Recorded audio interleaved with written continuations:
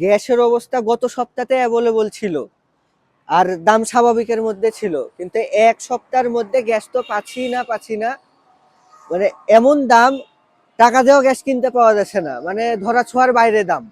আর কাস্টমারের কি কথা বলবো, দাম শোনার সাথে সাথেই মানে নিজেকেই মানে দাম বলতে দোষী সাব্যস্ত, মানে এরকম মনে হচ্ছে যে নিজেই দোষী দাম বলার সাথে সাথে।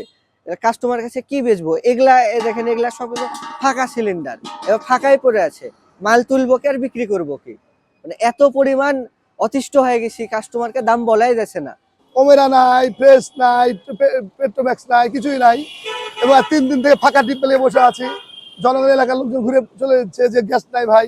আর গ্যাসের দাম, কোম্পানি আসছে বলছে 1450 টাকা দাম, কিন্তু গ্যাসের তো আসলে 1450 দাম না, দাম হচ্ছে 1250।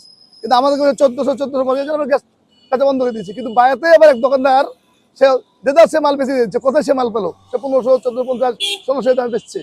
গত সপ্তাহে আপনার গ্যাসের দাম ছিল হয়তো বা 1250 টাকা, এভাবে চালাতাম। এখন গ্যাস হঠাৎ করে দাম বেড়ে গেছে, 1500-1600 টাকার উপরে গ্যাস হয়ে গেছে। এখন গ্যাস সামনের সপ্তাহে পাবো কিনা সন্দেহ, গ্যাস নিয়ে অনেক সমস্যায় আছে এখন। টাকাটা বড় বিষয় না, টাকাটা দেখা যাচ্ছে যে যে টাকা আমরা দিচ্ছি ওই টাকা ছাড়াও তারা বায়না চাচ্ছে যে আরো 250 টাকা আমাদেরকে এক্সট্রা দেওয়া লাগবে। তো কেন? কারণ ভাই আমরা গ্যাস পাচ্ছি না, আমরা গ্যাস ম্যানেজ করে দেবো। তো এরকম তো না যে বাংলাদেশ থেকে গ্যাস হাওয়া হয়ে গেছে।